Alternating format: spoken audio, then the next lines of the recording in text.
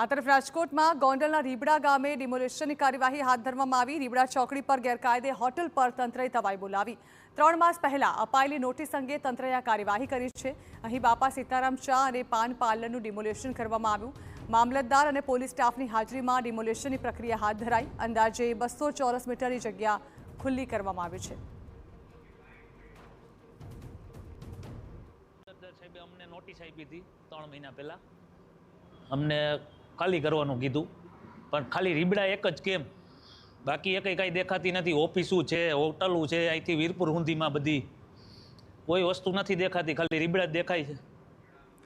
તો 5 મહિના અગાઉ હોટલનું દબાણ સ્વૈચ્છિક રીતે દૂર કરાયું હતું, જે બાદ ફરીવાર ડિમોલિશન હાથ ધરીને 150 ચોરસ મીટર જેટલી જગ્યા ખુલ્લી કરી દેવામાં આવી। ત્યારે હોટલ માલિકોએ ડિમોલિશન હાથ ધરાતા તંત્રની કામગીરી પર સવાલ ઉઠાવ્યા છે। ગોંડલ શહેર અને તાલુકામાં અનેક દબાણો હોવા છતાં ફક્ત રીબડા સમર્થકોને ટાર્ગેટ કરવામાં આવતા હોવાનો હોટલ માલિકોએ આરોપ લગાવ્યો છે।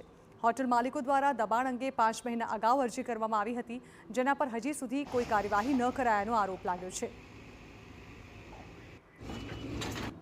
આ પહેલાં પણ અમે એવું આવેદનપત્ર આપેલું, જેથી 6 મહિના પહેલાં કે ગૌચર 82 ગામડામાં ગૌચર એટલી દબાવેલી છે, હોટલો, ઓફિસો, રોડ ઉપર ટ્રાન્સફર, એ જગ્યાએ તંત્રને ક્યાંય દેખાતું નથી। એને Ribada only for Ribada target કેમ કરવામાં આવે છે?